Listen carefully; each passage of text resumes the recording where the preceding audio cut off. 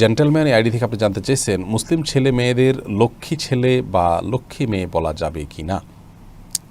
না ভাই, এভাবে বলা উচিত নয়। আমরা অনেক সময় নিজের সন্তানদেরকে স্নেহ করে ভালোবেসে লক্ষ্মী বলি, অনেক সময় স্বামী স্ত্রী একে অন্যকে বলেন।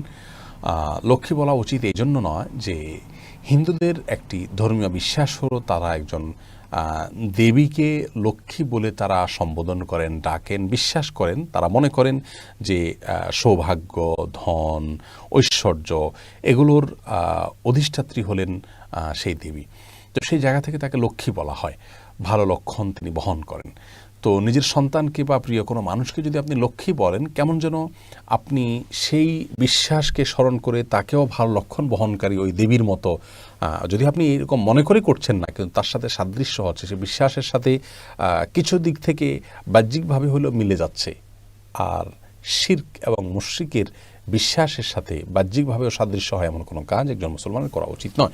সেই জায়গা থেকে লক্ষ্মী ছেলে লক্ষ্মী মেয়ে বলাটা অনুচিত।